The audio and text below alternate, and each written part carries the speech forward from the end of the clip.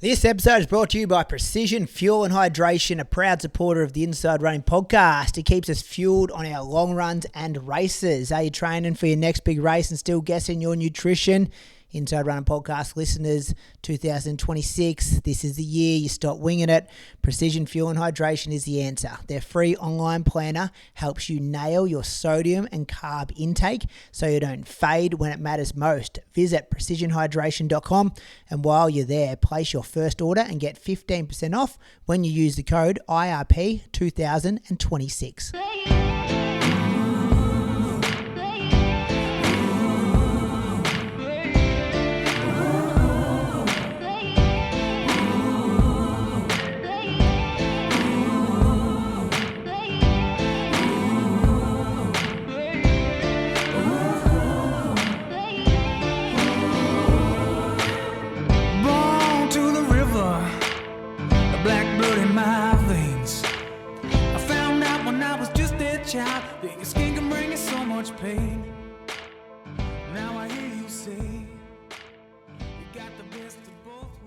Welcome to episode number 445 of the Inside Running Podcast. Thank you for joining us for another week of this weekly episode. Got a medium-sized show coming at you this week.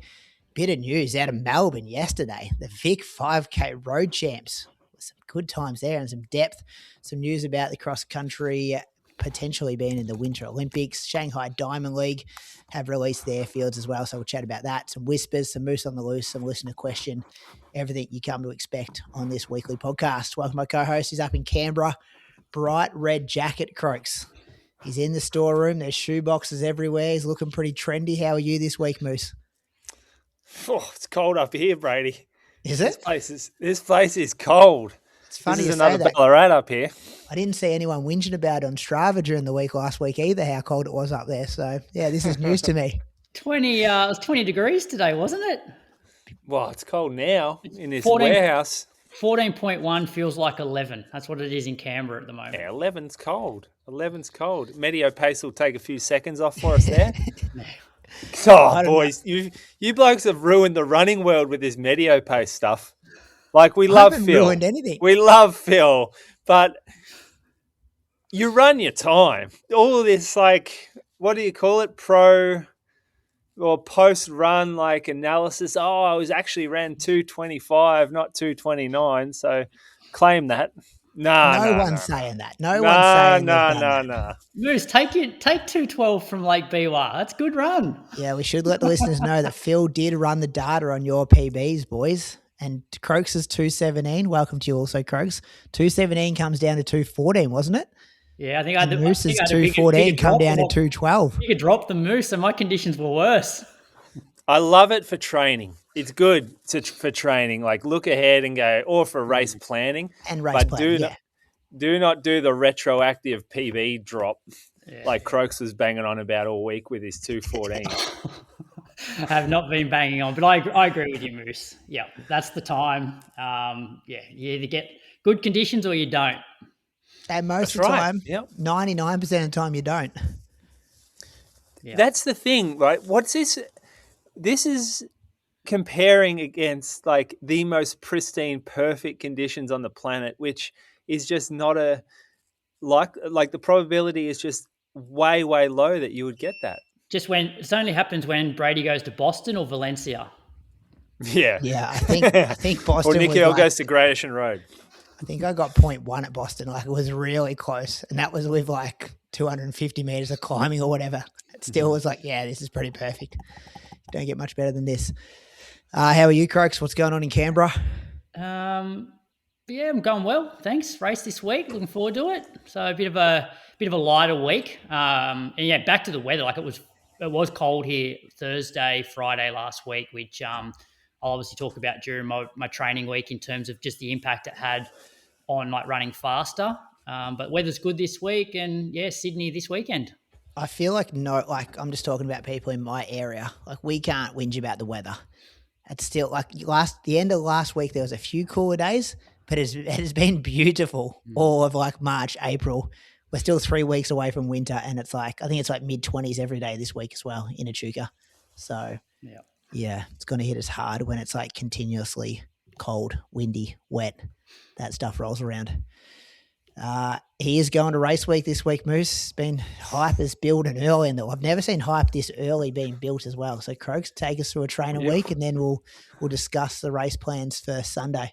All right. So, yeah, Monday kicked off. It was just a standard Monday for me. So, hour in the morning, 424s, 8K in the afternoon, 422s. And then on Tuesday, because I wanted to do a slightly harder session in the lead up to Sydney 10, I wanted to have that sort of like 10 days out or so. So I thought I'd have a more cruisier session on the Tuesday and make Thursday my sort of higher intensity session for the week. So Tuesday morning, jumped on the treadmill, did 4 by 10 minute reps with 1 minute recovery.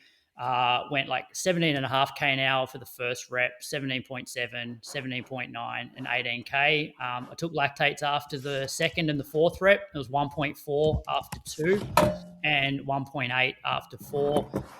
Took a couple of 30-gram gels during that session. So that was really comfortable. I was really happy with how sort of, I guess, controlled like the lactate stayed during that, but it should at those paces, like this is probably close to I guess it's like LT1 for me, so it should stay fairly stable at that sort of effort. That afternoon went to the gym, and then after the gym headed to the track just to coach. Wednesday just did just over 16K, 423s. Thursday morning did 8K, 421s. And then went out to the track, and I said to the guys on the Tuesday night at training, I was like, I probably should have done the session tonight because the weather looks pretty ordinary on Thursday. And so the session that I was going to do was basically a mile, 90 seconds recovery, then 5 400s off 45 seconds recovery, 90 seconds after the last 400, back into a mile, 90 seconds recovery, then 5 400s a bit quicker off a minute recovery, then like 90 seconds to 2 minutes recovery, then another 1600, and then another set of 5 400s. So the session started off okay. Like I actually felt really good, like warming up, and did the first 1600 in 5:18, so it's like 320 kilometer pace or so, and that felt like really comfortable and smooth. The first set of 5 400s, I ran those at 70 seconds off 45 seconds recovery.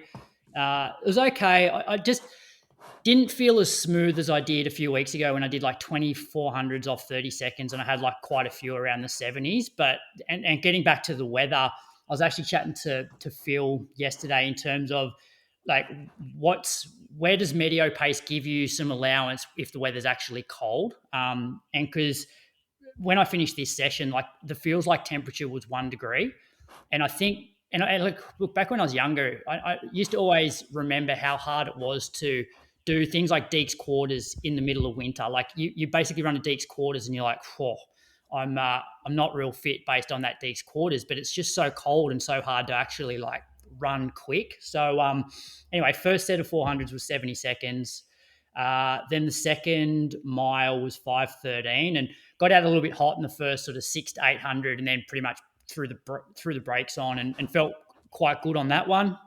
Second set of 400s was 68, and yeah, these just didn't feel smooth at all. They're off a minute recovery, so I thought to myself, I'm getting cold. I won't do another set of 400s. I've done enough fast 400s. I'll just do the mile at the end, but I'll make the mile a little bit faster than what it was going to be. And so I ran the last mile in 5:04. And this was actually probably good practice for the 10K. You know that feeling back end of a 10K where your legs is like starting to get really like just heavy. So the fact that I'd had some 68-second 400s in there, I had some lactic sort of that lactic feeling in my legs, and then I had to try and run like a pretty solid mile at the end of it. So I ran 5:04 for the last mile. So it probably wasn't quite. It probably didn't feel the way that I wanted it to feel, but it was certainly like a harder effort, sort of 10 days out from a race. And I think I probably just needed to factor in because it was a bit windy as well. So I had like tailwind for the first 200 and then headwind for the second 2, and just getting your pacing right was a bit of a struggle. So anyway, I got it done. How did you feel knowing you didn't do what you'd planned to do? Like you made the right choice, but you know what? You know when you like us runners, where you get fixated on stuff, like we're not real flexible at times, and then you're driving home and you're like, oh, I didn't do what I had on my mind to get done. Well, my original plan was to do the first set of 400s at 72s of 45 seconds, the second set at 70s off a minute, and the last set at 68s off 90 seconds recovery. So I was always a little bit quick, and so that's why I did the 2 sets instead of the 3 sets of 400s. Like I was hoping that the quicker 400s felt a bit smoother than what they did, especially coming off that 2400s I did probably before the Canberra 10K. I think I averaged like 71 point something and actually felt really strong and smooth. And here I am running like 70 points and I'm like, oh, I feel like I'm absolutely sprinting. But I think that's also part of just the weather. Like you would have experienced that in Ballarat, Moose, like those really cold days. It's like if apparent temperature of 1 degree, it's very different running controlled mile reps in 1 degree versus 400s at 5K pace or faster. It makes what you wear so much more important. Like if you're warm during those reps, then you can handle it fairly well. And then you can strip off as you go. But yeah, if you're underdressed and you go out and you try to run something faster than jogging, it doesn't feel good. Yeah. And it feels risky almost. Feels like you're gonna tear a hammy or something. Yeah. Well, I know the last 600 of that last mile, I basically couldn't feel the lower part of my legs. It was like a combination of the cold and just like lactic legs. So, yeah. Anyway, I think it was a good stimulus considering all my sessions have been fairly like controlled. At some point you have to do something hard.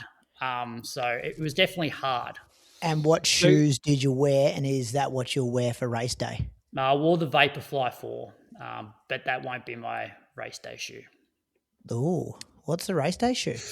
I think it's going to be the Puma Fast R. So I wore the Next Percent 4 for my 5K in Sydney. Yeah, and ran well. And I wore the Fast R for the Canberra 10K. But part of me's even thought about Alpha Fly 1 because I've run well at Sydney 10 in the Alpha Fly 1 before. But I haven't done much training in it recently, so I think I'll use the Puma shoe tomorrow for that my last sort of session, and then probably just use that for the race. Supposedly, if you put the Alpha Fly 1 back on, though, it doesn't feel like it used to. Okay, it's 6 years old. It's just the feel. We just hang on to the memories of it. Yeah, I think the Puma shoe is probably the smart one for a 10K race. I think it's probably the one to go. This type of session, throwing in a fast one in amongst the type of training you're doing, I don't think that's what Marius would do. I don't reckon he would be like, oh, I'm going to do my training, which is the purpose of it being to be really safe and mileage and get high volumes of threshold in. But I just need to do some hard work today, so I'm going to go do hard work. Yeah, so they have they call it an X session. So once a week is a slightly higher intensity session, and that's when they do their 200s or their hills. So essentially that is their hard session for the week. And that's why I slowly progressed, so last week on the Saturday I did some tempo and then I did some hills and then tempo again. So there's a little bit of quality there. Look, I think had it been a nice day, I think the session actually wasn't that challenging. Doing 70-second 400s off 45 seconds recovery. 72s off 45 seconds recovery, 70s off a minute, and 68s off 90 seconds recovery. And you're only doing sets of 5. Like I actually don't think that's super hard. It was just the weather, and I sort of just got the pacing wrong with the wind and everything like that. And I was just working harder than I should have, and that's why I canned the last set of 400s. How many times you ever seen him upload a photo of the weather? The bomb. Yeah. Oh, that was no. So that was. Oh, was that? Things weren't going well in the workout. There's a couple of screenshots to tell you that I was in the trenches. Tell you what I didn't see, Brady. No lactate measurements on that workout. Nah. No 1.8s getting posted on that one. I don't reckon I was getting any blood out of the fingers. I was so freaking cold. So then, Friday morning I went for a run.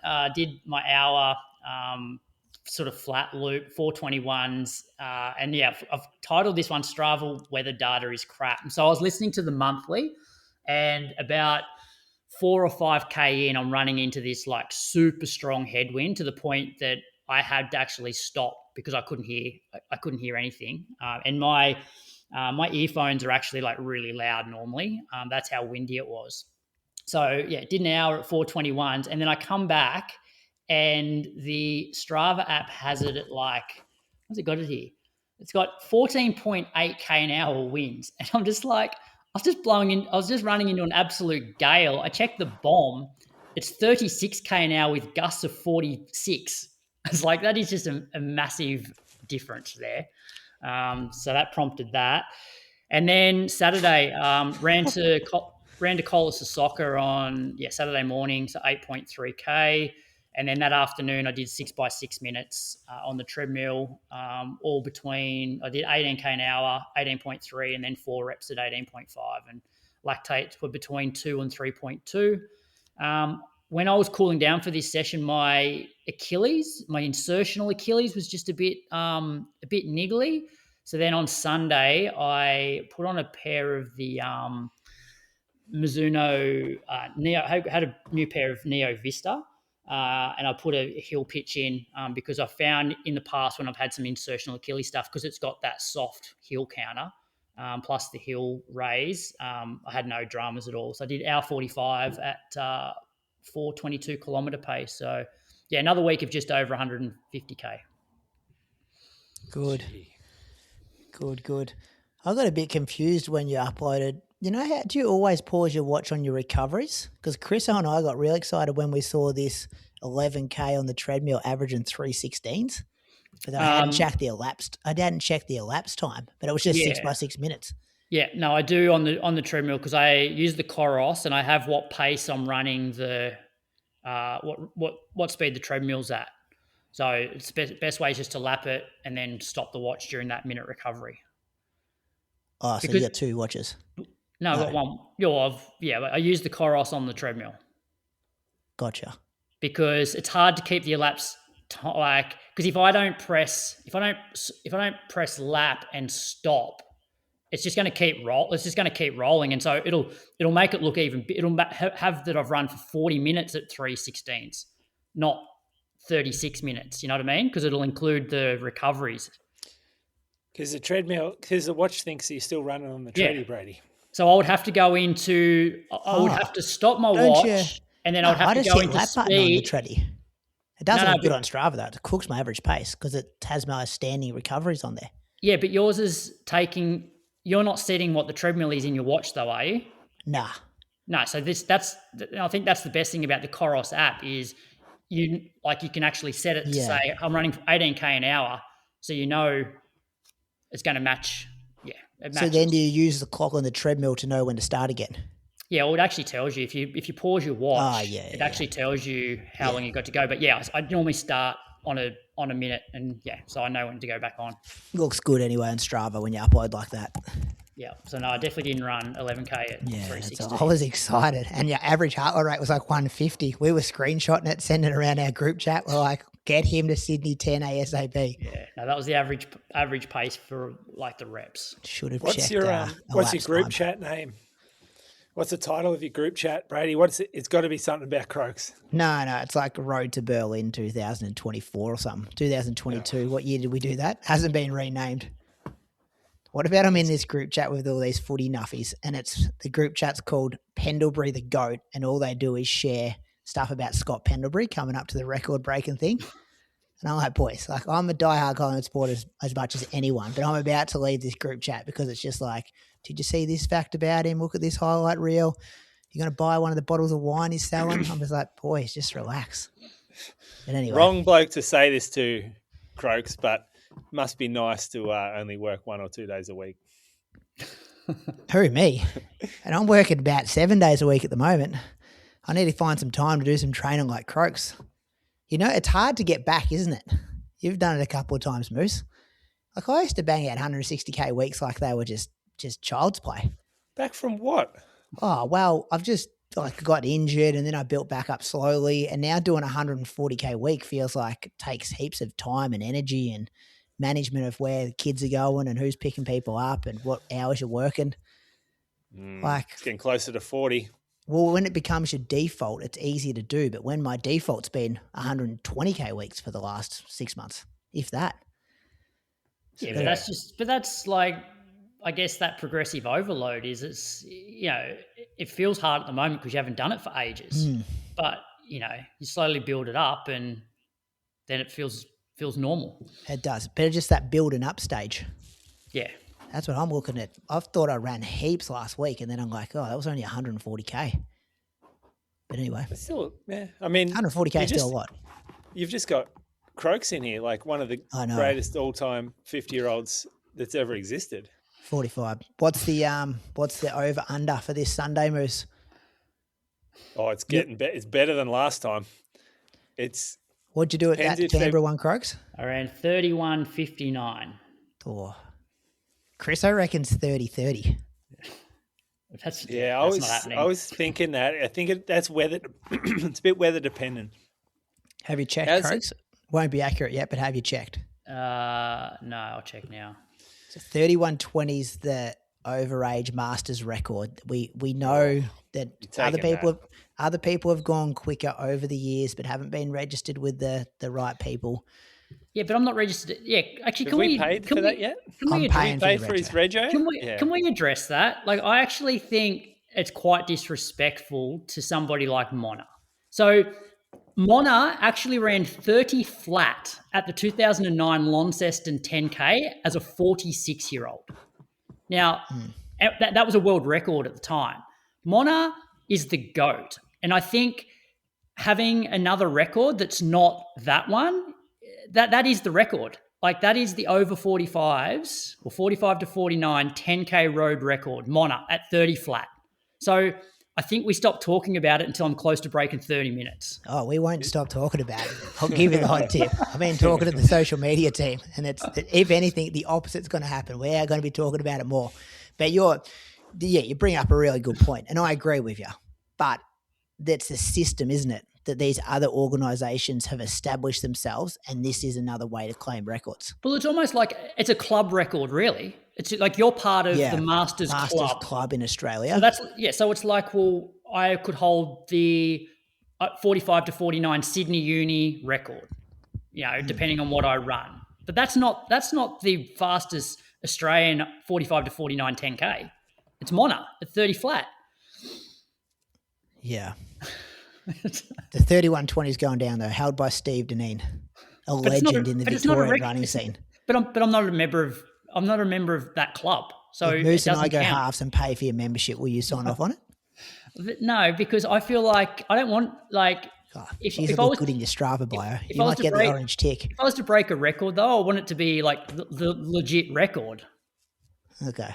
Yeah, I know what you mean. You know what I mean? Yeah, I know what you mean. You'd be the same. And Moose would be the same as well. Feels a bit hollow. Are you saying Steve Deneen should feel a bit hollowed with this record? No. I have a hollow feeling about it. Are they your words? Yeah, I said, is that your words? Well, no, he's obviously got the fastest. Well, it's not just Steve fastest Deneen. time. It's a whole book of records by a member of Masters Athletics. All right, boys, let's wrap this up. There's enough age group talk.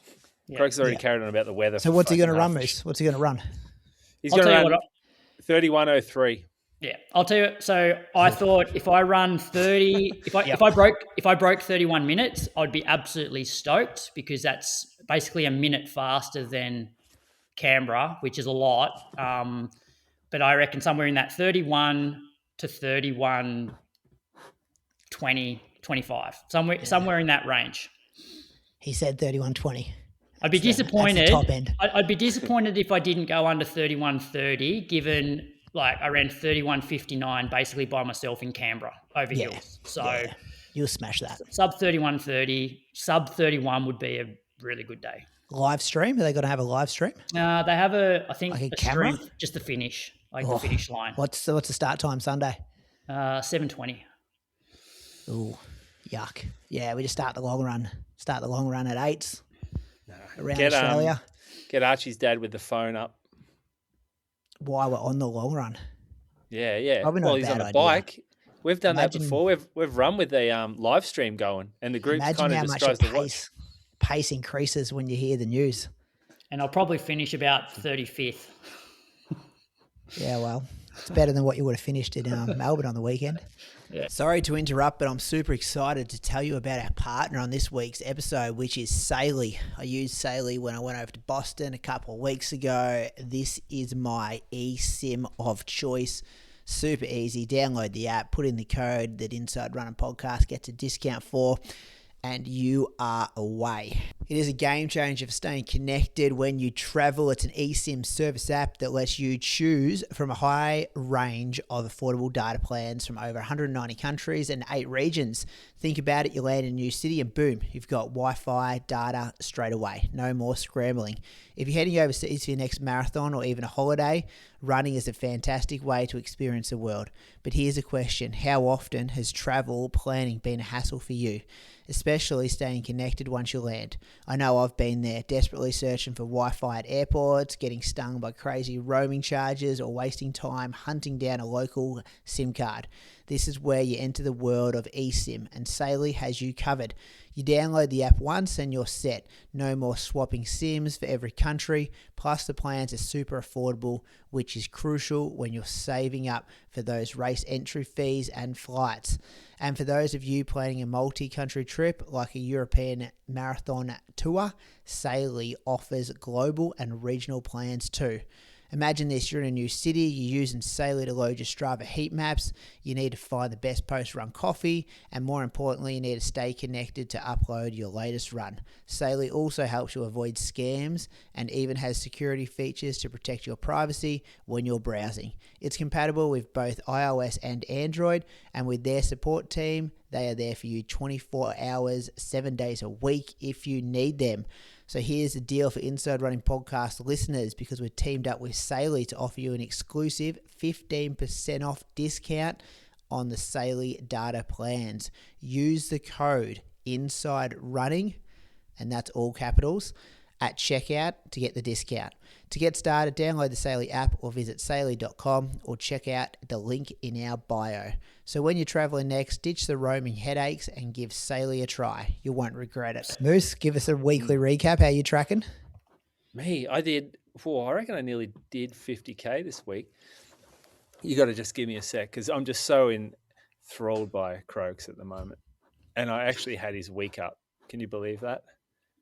I rarely do that, but at the moment I'm doing it.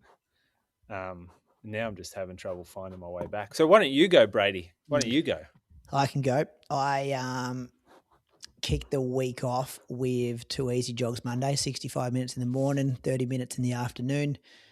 Tuesday I did a workout, 3 by 10 minutes. First one was at 3:28. Second one was at 3:22. Third one was at 3:19. Had a minute 45, like walking around recovery for this one. This felt pretty good. Like this is the first workout back, I think. Did I do a workout last week? Can anyone remember? Don't know. No, I wouldn't have jumped straight. You did the minute ons, didn't you? Was it minutes? No, I did some kind of fartlek, I think. I wouldn't have jumped straight to this, but Did miles or something, didn't you? yeah, something like that. I don't know. I did something. I wouldn't have jumped straight to 3 by 10 minutes off a marathon, but yeah, this felt pretty good. 30 minutes in the afternoon at 4:40s. Wednesday was a real drag, like 80 minutes, 4:38s. Don't know, just felt like I was out there all day and it was only 80 minutes. Thursday was 60 minutes before school. First wear of the gloves for the season, fresh morning here. And I had to purchase some new gloves, boys, because my other gloves are on the side of the road in Boston. Because you know when you boys probably never had to do that before, throw off kit. You're always off the elite start lines when you're back with the general. Oh, you threw it hunters. off at the very start. You just it's probably at the 5K mark of the Boston Marathon. Through the beanie, through the gloves. I threw away a beanie at like the 30K mark of my debut in the snow. Yeah, there'd been an op shop somewhere over there in Japan. So new gloves, got to work out there. 30 minutes after school as well. Friday I did trail for fartlek. You guys ever done this one? Just give it a go. I don't even know what it is. 5, 4, 3, 2, 1, 5 minutes with a minute jog in between. So it comes out at 25 minutes. You know, you got a lot of this from me though, Brady. This one? Yeah.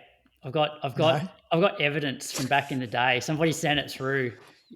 Really? The only difference is that you threw a 5-minute rep on the end.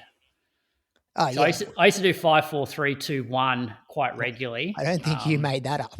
That is a very simple workout. Yeah. That's like saying you made up 10 by a minute. I've never heard you recap that workout, by the way. I'll bring up the evidence. Must have been pre-COVID. Because you said, "Oh yeah, no, I know you do this one all the time," so I thought I'd give it a go. 5, 4, 3, 2, 1. And then you chuck 5 on the back. And so Brady's just chucked an extra 5-minute rep on and just made a workout. That's nice. So 5 minutes are like threshold, and the 4 minutes are like threshold. And then you just cut down for the 3, 2, 1. So this was good. Did like 3:13s for the longer ones, and then I went 3:08 for the 3s, 3:05 for the 2s, and 2:49 for the one that I blasted. 2:49. You really open it up for the 1 minute. It's a good workout. It's not a big workout, is it? Nah, 25 minutes. It's a taper workout. Well, I was thinking this while I was doing this, because I've given it to athletes before and they're like, is this it? And I'm like, it's still, you get, 14 minutes worth of threshold work in there. You're working hard. You're doing it off a minute jog. So like, especially that, you hit a 3 minute at 3:08. For me, I've got to work pretty hard to run 3 minutes at 3:08. Then I've got to only a minute jog and then roll into a 2 minute at 3:05. And it's, I think for busy people who have jobs going to work for the day, I think it's enough. Like, yeah. What's the total time? 25 minutes. Yeah, I mean, it's 5 minutes longer than a mono. Yeah, not as intense though. Like, I even set this session now as like standing recovery for the reps. Like it's still a good workout when you're running the reps off standing recovery. Yeah. Then Saturday I did 2 runs, 70 minutes in the morning and then 30 minutes in the afternoon. Then Sunday, Archie was in town for Mother's Day, met up with him and Anthony, did 2 hours, 4:21s. This was nice. Nice morning, good company, good chat. Yeah, that was it. 144K for the week. Back rolling. What's Archie training for? Anything? No, he's just it's pretty good that he can just keep fit, that he did 90 minutes, but just, running a couple of times a week. And then when he comes back to MIchitaka Moama, just can run 90 minutes at 4:20s, no issue. You reckon he's done though? No, he's still young. I reckon he'll get back into it. He's working. Like he's working, doing solar panels, putting them on roofs of hospitals and stuff like that. Like working pretty hard on his feet. He lives in Melbourne now. So that's not a good job for runners. And he'd be like, 23? Like he's been running his whole life up to being 23. So he can be like, have 3 or 4 years, stay in touch with the sport, then take it serious. Ben St. Lawrence. Yeah, Benny St. Lawrence kind of vibes. Yep. Moose, your week. 47K for me. So a bit of a step up. And I could have done more, I reckon, if I wasn't so busy, because there were a few days that it would cut short. So I jogged on the 5th of May, which I think was Monday, and just ran this loop, just magic loop. Took my phone, took some videos. You boys check this out? Does look beautiful. How good is that? Look at these trails, just amazing coastline. You see the Roo Run finish line there, Brady? Start and finish line. Trails aren't even the most impressive thing. It's the views of the ocean, which you probably take for granted a bit. Like the backdrop. Yeah. They're kind of low tide too, so I got down the beach. And this is a perfect time of year. No one's around, just sort of locals only down there on a Monday anyway. That was my longest run in ages. That was 59 minutes. I did go up a hill at the end, which was tough work. But, yeah, that was a good start to my week. Then the next day I was going to Melbourne for a bunch of footwear showings. So it's that time of year where everyone's rolling out their every brand's rolling out their range showings for 2027, the first half of the year. So I went up there, stayed at Chris's house, and we just lined them all up one after the other for 2 days straight. But I got my timings wrong, so I was up there an hour early, so I ended up just jogging before the first showing. And so I just went around Clifton Hill, kind of like border the suburb, I guess. But ended up on the Merry Creek Trail, A lot of people run on that. It's like concrete path next to a kind of creaky sewage river. Not the best scenery. Only did 25 minutes. Next morning, woke up, the filthiest weather ever. I ran with... Oh, actually, this is uploaded different. Yeah, this is weird. This is uploaded different.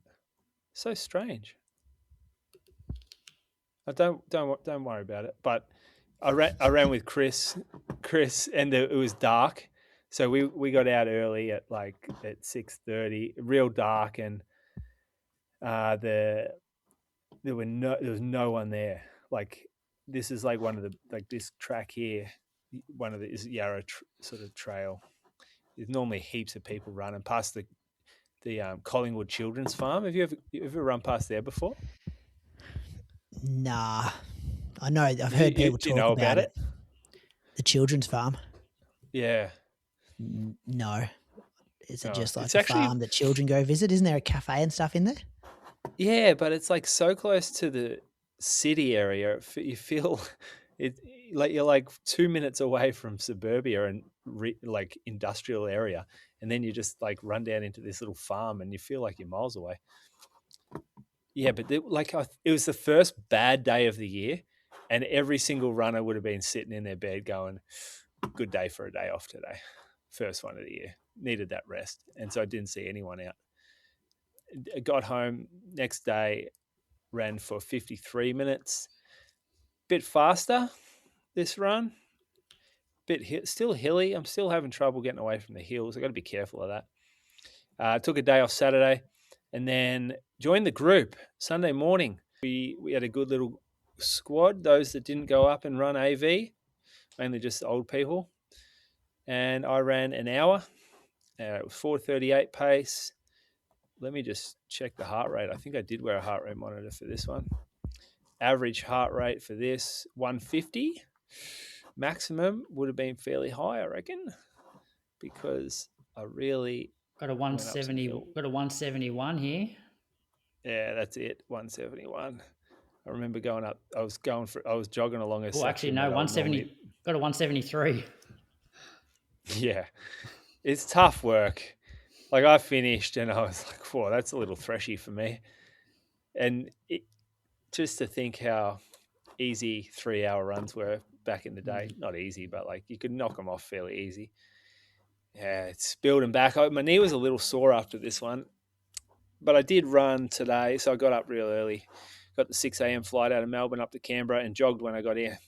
Just a smidge niggly with the knee. So I got to be careful. That's the first time you've been in an hour? Yeah, first time. I was an hour, and I was 55 and 53 during the week. Yeah. So pretty good. And then I had 2 Are days you off. meant to be doing it like that? Oh, there's no right or wrong anymore. I've been I'm jogging. I would have built up harder and further than this if I wasn't traveling and working so much. So it's not bad. 30. I went like 30, 30, 30, 47. But the 10% rule's not. It's a real guide. Like, for someone who's run quite a bit, like if you're starting off at 20K a week and you do 10%, that's 22K. And then 10% the week after, you're at 25K.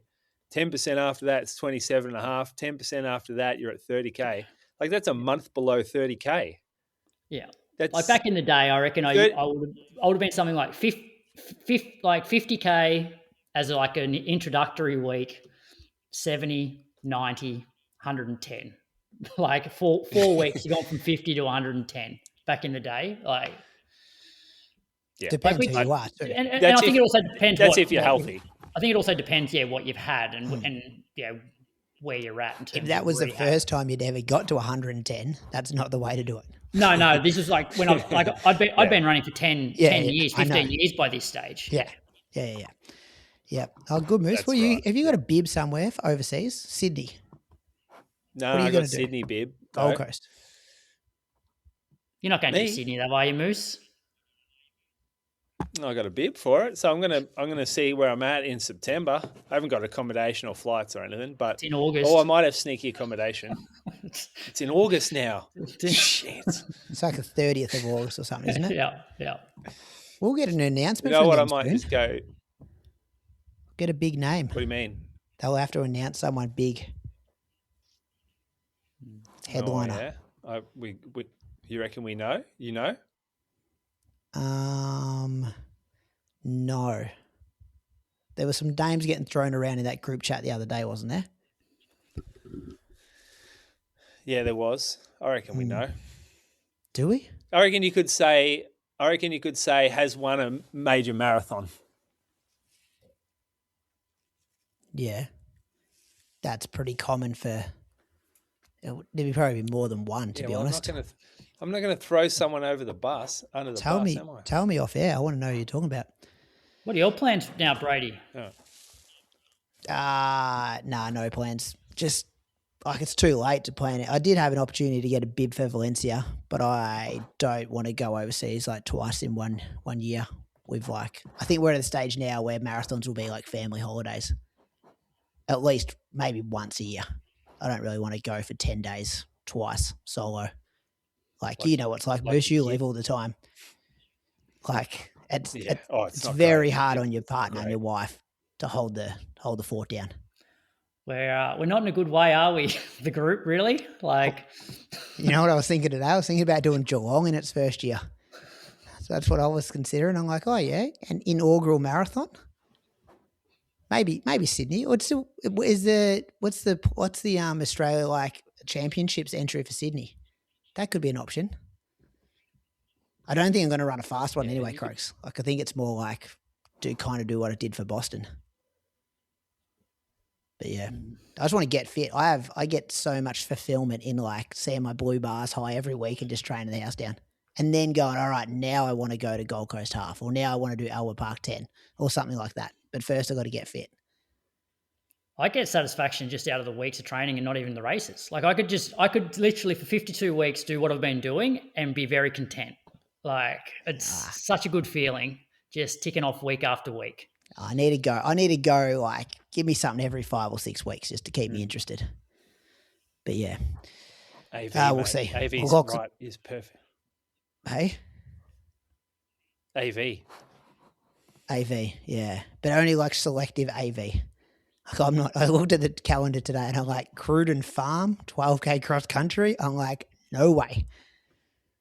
But the Bendigo one's coming up in a few weeks. I might go do that, which will kill me. 8K cross country. Tough course too, that one, Moose. Real tough course. At Ravenswood. I don't like that. Nah. Oh, wait, different one. Nah, I think it's the same one.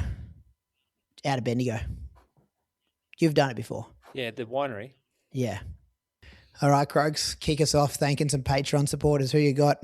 I got Lockie Hall. Lockie is from Adelaide and has a World Athletics profile. And according to that, his PB is a 3:53 for 1500, 8:25 for 3K, which was at the 2025 South Australian State Champs, 14:28 for 5K at last year's Fitzy's 5, 30:20 at last year's Launceston 10K, and 66:33 at the recent Ballarat half. So solid PBs there, and I reckon he's on the up, Lockie. Yeah. Did you get his age? No. Man, his PBs are so close to mine. Like very, very similar. Yeah, you're not on the up though, I don't reckon. Yeah, I can agree with that statement. You've run 19 seconds faster than him for 5K. Yeah, but he's just young. Oh, it's in the ballpark. Yeah, that's like 120 meters. We're in the same finishing straight nearly. Well, it's the same as us. Exactly the same over 15. Yeah. I reckon what do you reckon his best is? The 10, the 30-20? I reckon. The 66:33 for me. That's the PB. Yeah. On a rough day at Ballarat too, he's probably going to break 66 at the Gold Coast if he's going there. No, it was good for the half crew. Everyone ran well there. Still a bit windy. Who are you thinking, Moose? I have Luke Buckley. Wasn't on Strava, but we did find a few results hopefully they're his. 20:31 at the Maribyrnong Park Run, 62 minutes at this year's Run for the Kids, and 88 minutes at the 2023 Melbourne City Half Marathon. No mention of tattoos or a job. Croaks, you been running too much, or you just forgot to do your job this week? No, some people are really hard to find information on. If I can't find them on Strava and they've got like a, I guess a popular name like Luke Buckley, you put Luke Buckley in LinkedIn, and because I don't know where he's from, because I don't have Strava, I'm just going to pick out some random Luke Buckley and say, yeah, he could be the CEO of this, or should do that. He may be the CEO of Nestle. Yeah. All right. I'm going to thanks, Luke, for your support and Lockie so far. I'm going to thank Madeline Clearly. She's from Casterton in Victoria. Did you know this town, Moose? I looked it up before.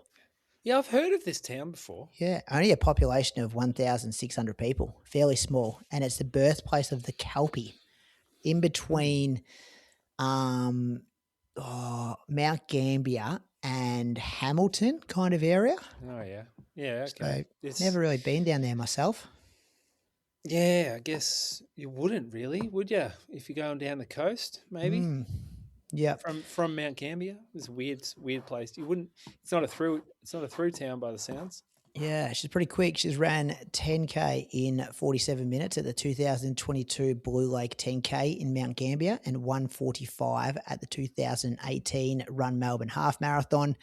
She is a triathlete and competed at the 2022 Ironman World Championships in Hawaii. That's what they call Kona, isn't it? In the triathlon world. I always wanted to do that back in the day. In my triathlon days, I always wanted to do an Ironman and never did it. I don't think I'm going to now. Too much training. Take doing those bike rides, the swimming. Hats off to people who do Ironmans. Yeah. You got to wait till your kids are a bit older, I reckon, to pull that off. 11 hours of running is much more manageable. Yeah. Yep. Patreon content this week is early interviews. Is going to be the main thing. Moose talking to Connor Mance Wednesday. Croaks talking to Evan Yeager on Wednesday. So keep an eye on your Patreon pipe on Wednesday. The monthly boys for the UK, they're on Saturday night their time. That will be Sunday our time. So keep an eye out for that over there on Patreon. If you like what we do, patreon.com/inside running podcast is the place to support us. And there's a whole range of different bonus things, incentives over there to check out. Runner News. This week's Runner News segment is proudly brought to you by Precision Fuel and Hydration. Kick things off, Moose. Vic 5K Road Champs as part of the XCR. This was round 1. So we got to see everyone who's been training post track season. Some people that missed the track season, we got to see them for the first time for the year. Always fast at this joint. Last year was incredible, deep, and is this the third year of it or the second year, isn't it? I think just the second year. They've had great weather both years. Yeah, there were some times last year where we finished our long run. I remember this clearly. And we're like, holy shit. Everyone ran really, really fast. It kind of felt like that again, seeing these results. So we're going to do the men's first. Ed Marks, he ran 13:37 to convincingly win by 13 seconds over Matt Buckell, who ran 13:50. And Andy Buchanan was third in 13:53. Now, there were 70 people sub 15. So that's super deep, deeper than any. I mean, you can only fit 25 people on the track, right? So that's one of the good things about a road race is you can just load them up to go sub 15. For the men, there were no women under sub 15, just all 70 men there. Team Sandringham won easily, 112 points. Ballarat 247, and then Western 259. So, defending champs back in third. Sandringham going to make a push for the title, are they, this year? Spent some money, I think. Got some new recruits. Well, it's essentially what? A lot of St. Stephen's ended up there. when they just pulled the pin. See where Geelong finished? Geelong are out, aren't they? Aren't they in Division 2? Yeah, Div 2. Mid pack of Div 2. Oh, yeah, that's not too bad, Croaks. Fuck, give us a go. We're in the rebuild. I thought you were going to say we finished last or something. You know what? Sometimes mid-pack in Div 2 can be like very high up in Div 1. Sometimes. What was their team score, Croaks? Who? Geelong. Geelong. Oh, I'm not sure. We don't talk about Div 2 too much Div on here, 2. do we? That's a big run from Ed Marks. Like, he hasn't just kicked away here. He's fucking demolished this field. 13:37 on the road. I hope he can stay injury-free for the next couple of years, because I think he'll be, well, he's already a star, but I think he'll do something pretty impressive. Just did some quick maths on it, just to butt in for a second. You would have been last in Div 1 with the team score you provided. Yeah, well, you got to start somewhere, mate. Yeah, just saying. Yeah, he's not a star, Croaks. Let's be real. Ed Marks is not a star in running. No one's got a fucking clue who Ed Marks is outside of maybe the hardcore running community. But he could be. He could be a great runner. He's already a great runner. He's an exceptional runner. But he hasn't made... He's run World Cross, but he hasn't made a World Champs or an Olympics or a Com Games yet. This is not having a go at him, but you're using star very liberally there. Very liberally. He's been to World Cross Country Champs twice. Yep. Highest finisher, wasn't he? Finished like 20th. 20th at World Cross. Beat Morgan McDonald. Would you say Morgan McDonald's a star? Yeah, he's a star. Are you saying, is Seth O'Donnell a star? Yes. So I would say that Ed is on the same trajectory as Seth in terms of Seth was dominating the domestic scene there for a period of time. That is now Ed, and I reckon Ed can take the next step.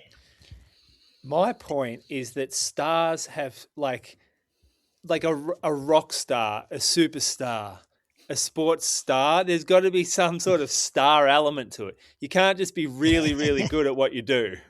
Like, Ed just needs to believe in himself a bit more, I reckon. Yeah, I need more from him. Yeah, back now. Maybe also like the brand. Like Ed doesn't have a brand yet. Brand Ed Marks. Anyway, got a lot of time for Ed. Me too. In the ladies, we had Donve, who is 2 weeks post-marathon. Fuck, my internet's bad. Donve, is it Donve? Correct me, please. Donve is correct, yep. Good, I'm pretty sure it is. Donve. Yep. She ran 16:07 to win. Also quite... She won by 9 seconds over Stella Radford, 16:16, with Katherine Dowie, 16:19. So some good times coming there from the ladies.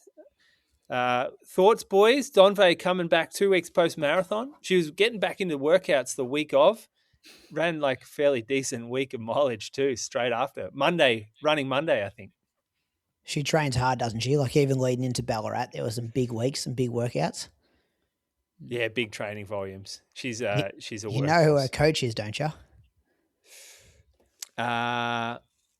Melbourne, Box Hill, Chubba? Croaks' enemy, yeah, Steve Deneen. Oh, not my enemy. Why is he my enemy? Because that's the record you want to take on Saturday. No, Mona's record, but that's not happening. Yeah, sometimes I worry, like, just because you can do something like run hard mileage straight away, like I feel like for the longevity of the athlete, perhaps it's sort of best to recover a bit, like after a hard marathon effort. Just like maybe it's okay for the first 6 months or whatever, but then maybe like we've just seen some hard training philosophies and some hard trainers break down of late. And so like shoes are good and all, but it's still like the cumulative effect on the body. But it's a dangerous time to like with the rise of social media and Strava, like the fact that you've been able to look her up on Strava and seen all this as well, not just the race result, it's a very dangerous time to be judging yourself on other people post-marathon as well. So yeah. Like I spoke to Ali today. Now we're 15 days post-race, and Ali said, "Oh, do you reckon I should do a workout this week? I don't really feel like it." No, do not do a workout this week. Like, she's like, I'm a bit sore, I'm a bit niggly, like, don't feel like I've recovered properly. Everyone is different here. Like, I'm not going to lump everyone in the same, but I think I think it is kind of risky. Like, there's a lot that can happen to the body over a marathon, even if it's not immediately felt in the sort of preceding couple of days. Look at Yuki. Yuki made his career on backing up. Oh, did you see that footage of Yuki last week though? In the was he in a wheelchair, wasn't he? He was in Colombia. Ran a marathon in Colombia. Yeah, but his running, like his leg was like bent. Didn't look good. Like it's like he had something seriously wrong with his leg. Well, remember the year Gold Coast where we were pacing Brady and we ran past him at like 8K, but then he hobbled around and finished. Yeah, finished the whole race, yeah. Like it's bizarre that a guy at that level, he's just got so much like pride that, you know, a race has brought him out that doesn't matter how busted he is, he finds a way to the finish line, which as a professional athlete, is probably not the smartest thing to do. I was listening to the Coffee Club podcast today, and they had Rory Linkletter on, and he ran Boston, and I think he's doing, what's the big Canadian marathon? Is it Toronto? Is Toronto like November? Ottawa? I don't know. Anyway, he's doing a marathon like in 2 weeks' time. Really? And he was into workouts the week after the race, yeah. And they're like, why are you doing that? And he's like, you guys know why I'm doing this. Like, it's big. He'd be getting big Canadian money to be a Canadian runner to do their big marathon. But he did it last year as well. Backs up really quick. Yeah. So, yeah, it's not just Donve. Nah. I'm not saying it is just her. I'm just saying it's just not something that I think is a great idea. And that's just a philosophy that I have, which everyone's got different philosophies. That's fine. Yeah, well, if one of my athletes came to me 2 weeks after a marathon and said, I want to race a 5K, I would definitely like question it and say, why? What are you going to get out of it?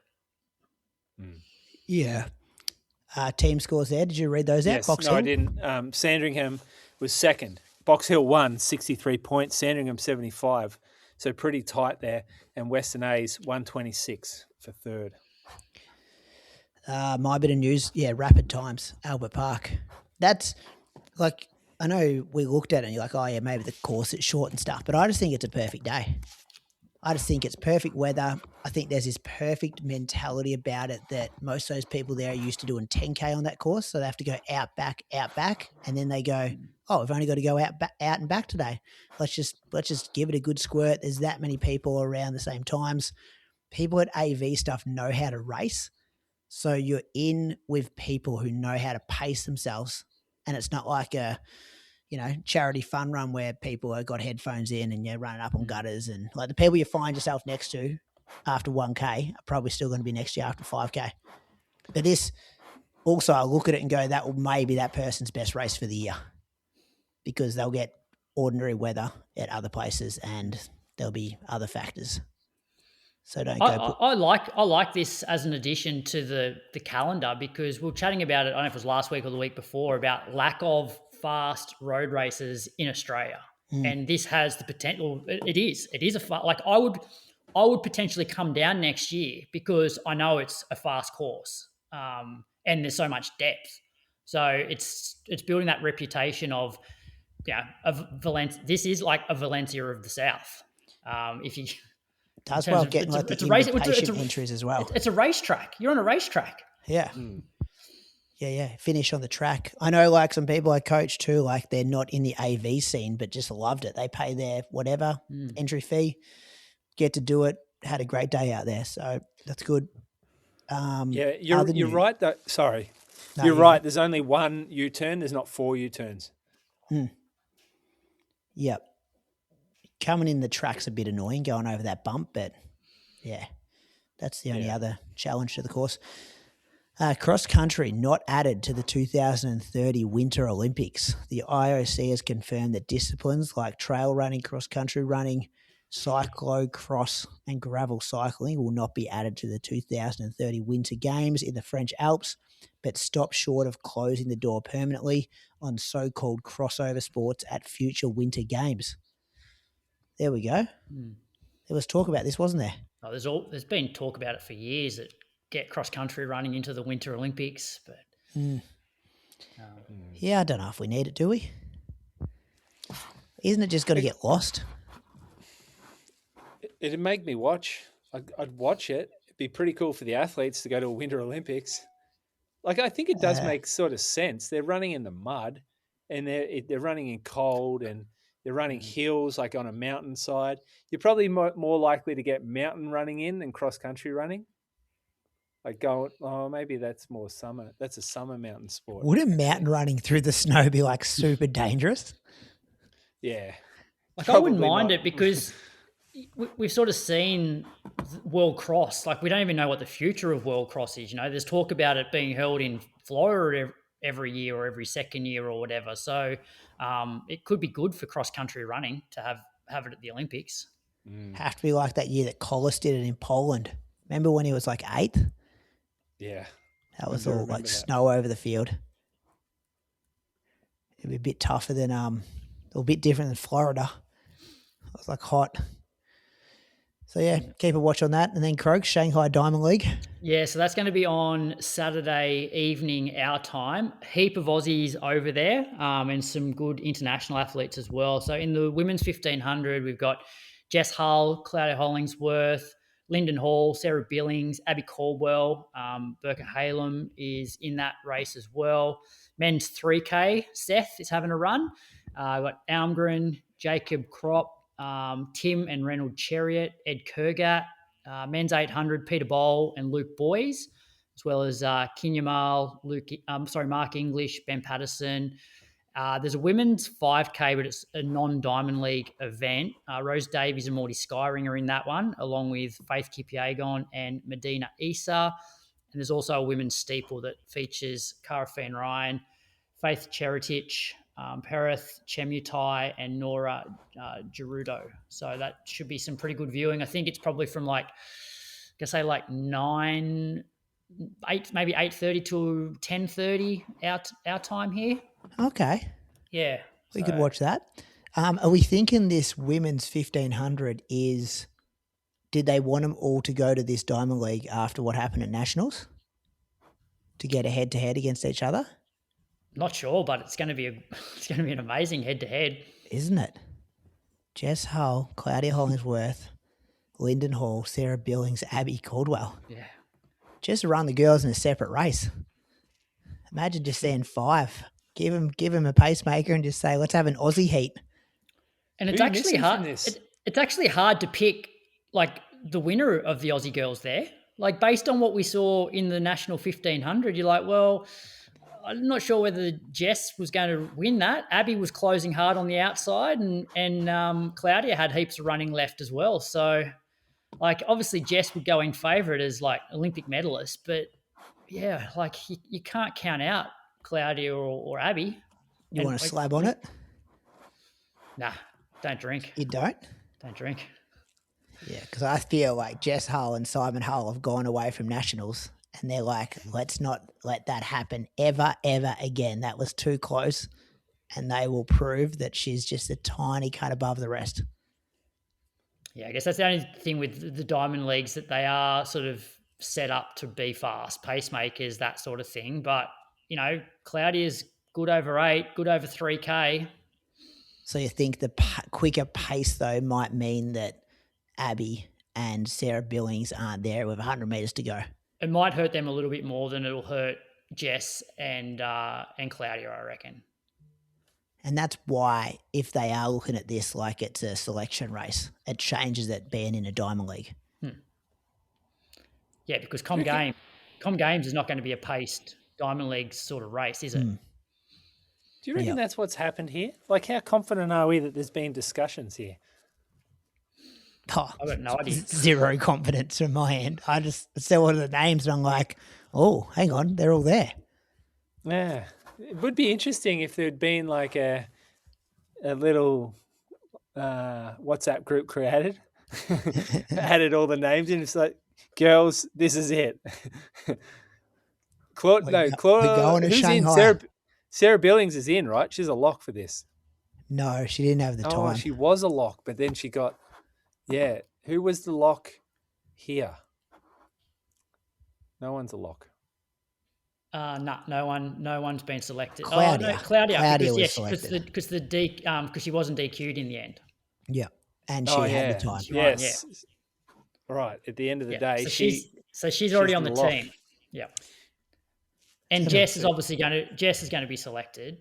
So there's one spot left. Yeah. What did you know if that's early on in the meet? The women's 15. Yeah. Relatively early. I'll bring it up for you. Hey, what an opportunity for Seth as well. Like these boys are going to go fast. These boys are going to go real fast. This isn't some like second tier track meet in the back blocks of like the Netherlands. This is a great opportunity for Seth. Do you reckon it's a bit short for him though? 3? I reckon it's a smidge short. I would I think it's a bit.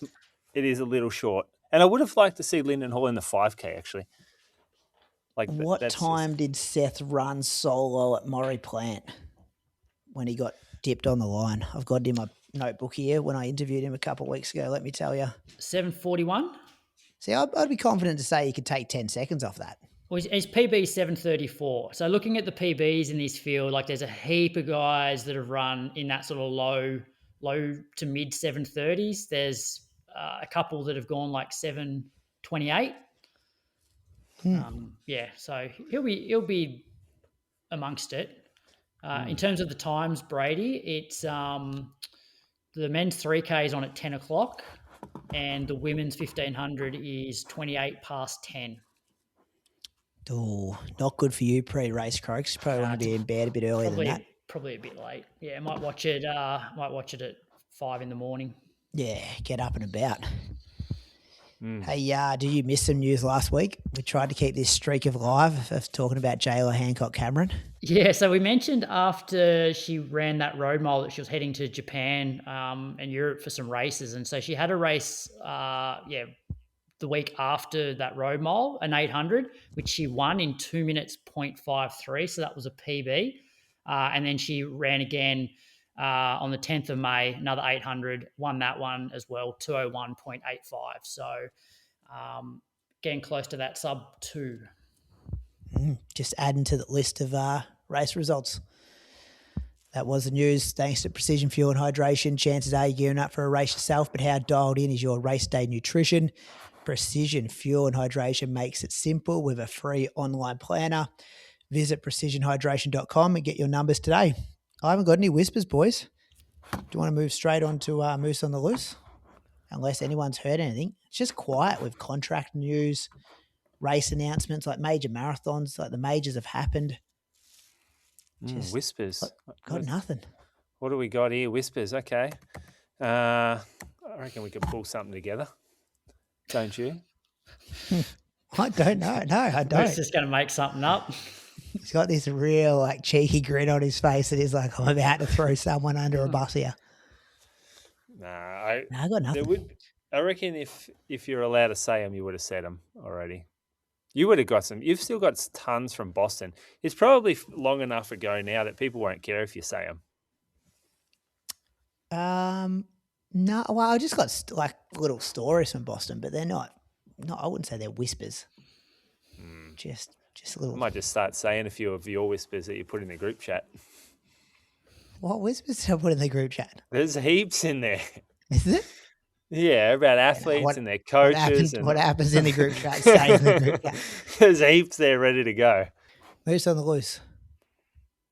Yeah, so got 2 here.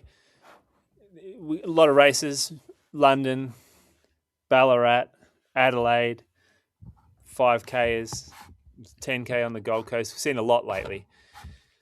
And I've heard this a few times, whether it's from posts, reading someone's posts, whether it's Strava, Instagram, or on a podcast, people talking about it, whatever. But you don't get to say, I probably didn't go out hard enough if you even split or you positive split the race. Like if you positive split the race, that means that you went out too hard. No matter how small that positive split is, like there is no exception to that. And it just drives me nuts when someone says, oh, I was probably a little conservative early. And then the next thing that comes out of their mouth is, I really hit the wall about 38, 39K. Like, well, you didn't go out too conservative at all. You went out too hard. And if you went out a bit easier, then perhaps 38, 39 felt a bit easier and you ran faster. The only people that can say they went out a bit of conservative is those that have run a significant negative split. They're the only people. Significant. Left time on the table. That's what they say. Oh. But I reckon you often don't. Like, I think if you're feeling that good and you negative split, you often make up that time because you've gone so easy at the start. You make that time up, but you still cross the line pretty much rinsed. Yeah. Obviously if you've run like a 10-minute negative split or something, you've probably left too much out there. But if it's like a couple of minutes, like you're still crossing the line going, I've basically given it everything. You've just had a more enjoyable experience than you would if you'd probably even paced it or slightly positive splitted it. 100%. If you're in a marathon and you get to 30K and you've gone out too easy, that is a really long time to make it up and go, oh, geez, I probably went a bit cruisy at the start. I have 12 kilometers where I can kick down and make sure I take advantage of that. And if you haven't done that, then you haven't gone out too easy. Yeah, I get what you're saying. Well, you've got an argument against that? No, I don't. I agree with you. Like, you're the banking time king. I'm not. That's just like a saying that people have just associated with me. I don't actually bank time in marathons. It's just part of my comedy act. Like I look at my last race that I did, the 10K here, and I negative splitted by 30 seconds. I don't cross the line going, I left too much out on the table. Like I was cooked when I crossed the finish line. And at halfway, I wasn't thinking to myself, oh, I've left heaps on the table here. I'm doing this real easy. I was able to pick it up, but I still don't think I would have run any faster had I gone out 20 seconds faster in that first 5K. No. What about to argue with myself? What about if you've run 9K at like 3:10 and then your last K is 2:58? Nah, that's just a bit of white line fever kicking in. It's a bit of fast twitch. You can only get them for 3 minutes anyway. But you even look at the top guys in the world on the track. Look how fast their last lap is compared to all of their other laps. It's 7-8 seconds. Which, think about what's that per K? That's like 20 seconds a K faster, and they over the last 400. So are they thinking, I've left heaps on the table because I've absolutely like murdered the last lap? That same example, Moose, but 8K at 3:10 and then the last two at 2:55. It's like, oh, you should have been working harder. But everyone can find the last K fast. Yeah, not everyone. I've had some bad last Ks in my life. Well, that means you just probably executed evenly. You haven't kicked it up. You just kept it the same. The other thing was I was listening to another podcast, actually, the Good Running podcast, and I listened to a race recap by Chris Littlejohn, and he talked about how he was finishing the race. There's some little family fun run in Queensland. He's running over 35 minutes, like he's 45th, 46th place, and a bloke's about to pass him, and instead of letting him pass, he swerves in front of him, calls it racing. Said, I'm not letting you pass. Like, I'm going to try to like like be competitive with you down Cut the straight. him off. And like I thought he was taking the piss, and I think his co-host thought he was taking the piss, and he's like, "Nah, that's all right. That's racing." I'm like, oh, come on! It's you at that point in the race. It's you against the clock. It's you against the race. It ain't you against number 46th in the race or 47th or whatever it was. Like, there's a bit of etiquette out there for a couple of blokes trying to run as fast as they can, not like trying to hinder someone else's race so that you're number 49th, not 50th. What about if they were the same age group? You happy with it? It's probably like 9th and 10th in the age group anyway. Yeah, okay. I don't know. Ask Croaks. He's the age group man. I still don't think you can actually run in, like, block somebody. Like, why are you trying to? Yeah, like, why are you trying to block somebody? Like, it's okay trying to do what Jess did to Claudia, just like close the rail on him. Window. Get him into the fence. Put him over the fence. I don't reckon they got fences at this race. It's like a park run. It's like doing it in a park run, basically. Doing it at the Mother's Day Classic yesterday. I might adopt that on Sunday. Some 18-year-olds trying to out sprint me at the end. Put some kid in the fence, Croaks. Push him onto the infield. Yeah. Actually, we'll be finishing on the same. We'll be finishing down the straight of the track where all the drama happened in Sydney. Don't leave the door open, Croaks, in lane 1. Just on that Mother's Day Classic, though, if you are like an old, beat up, past it has been, or you're a mid packer at AV, or you're a young up and comer 14-year-old who wants to do a fun run, that's a place to go get a win. They're the only ones going to those events, and don't they celebrate those wins? Like the Mother's Day Classic win is like winning 4th grade football on the weekend, and it's not even a final, and just celebrating, like singing the team song afterwards and like getting on the beers in the shower. You know, back in the day, though, those races used to have good money attached. I remember here in Canberra, because there used to be an 8K and a 4K. Marty Dent ran the 8K, backed up an hour later, won the 4K, took home a couple of grand. You blokes got into me when I did that at Roo Run. You didn't take home a couple of grand, though. Bit different. Parents' fees. All right, Craig, bring this show home. Listen to question.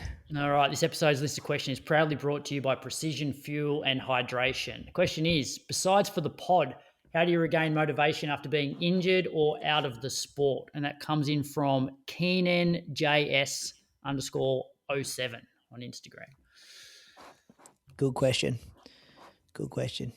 I feel like the motivation is actually high when you've been out of the sport, because you do it so regularly and then you can't do it and you're like, I can't wait to get back out there. I want to see the people I jog with. I want to get on these local trails I haven't been on for a while. I think it's like the 8 weeks after that, when you're still trying to gain fitness, you're starting to pick up a few little niggles again. Maybe the weather's changing. I found that like more difficult. You're now tired from the training, like it's caught up with you.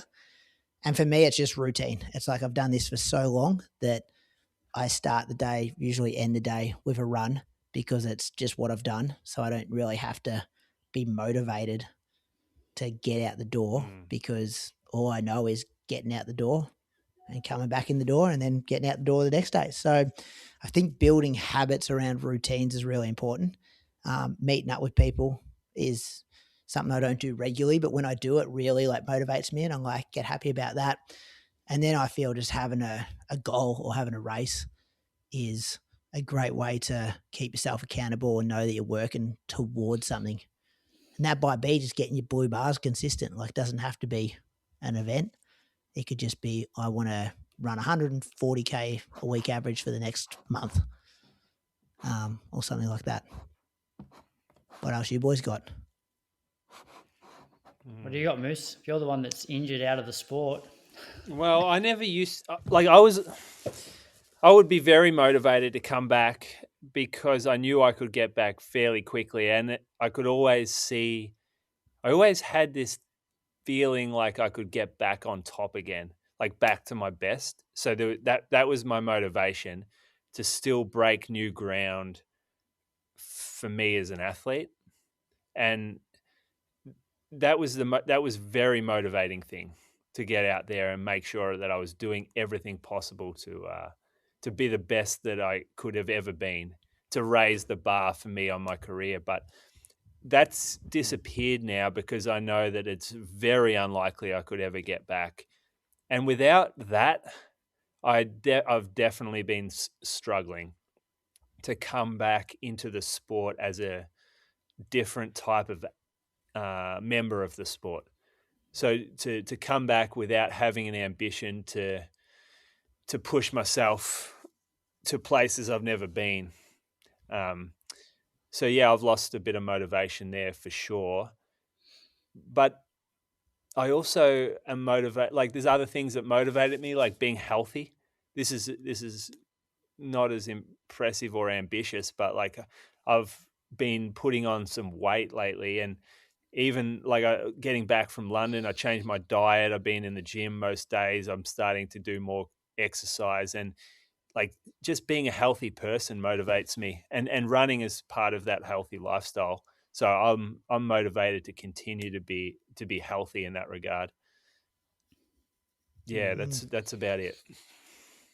Moosh, you sound like me a few years ago when, like, I never wanted to race because I knew that it wasn't going to be where I was before. And I remember you sort of saying, "Oh, you just need to like move the goalposts or change your expectations." But for me, in terms of why, like, I don't have an issue with getting motivated from setbacks, because I've been running long enough, and on the days when things click and you're covering the ground well, it is the best feeling in the world. And so I know that the only way I ever get that drug or that feeling again is by actually going out and training. And so that's what motivates me. Is it, like, I love running and love feeling fit. And so that's enough for me to get out the door every day and train. Yeah, good ones. There's also, like, because the events you train for are hard, you might not be able to get back to your PBs, but you also, like, I want to get back to a level where I can do the events well. And that might be for me now breaking 31 minutes for 10K. But I want that feeling at 8K where I'm like, I can close this. I can run these last 2K and execute a good race. And same, kind of like with Boston as well. It wasn't about going to try run a PB of 220. It was like, well, can I run a steady 42K and not have my legs go at 30K and hate life for the last 12K? So kind of, it's a difficult sport that you can't ease everything completely off and still get the things out of it you want to. So the goal is to get the training done to achieve something that's a bit different than usual, but it's still really fulfilling to have those feelings in races. Good I think question. As well, I also think now motivation is like setting a good example for my kids, you know, like seeing that you're out there exercising, potentially working towards something. I think that helps stay motivated as well. Yeah. Even I had this feeling when I left to go to the airport to Boston, it's like, shit feeling. Like, Moose should be getting it every time you go to Canberra. Like, you're driving out the driveway and you're just like, you get a bit emotional and you're like, I'll see these guys in a week or 10 days or whatever it is.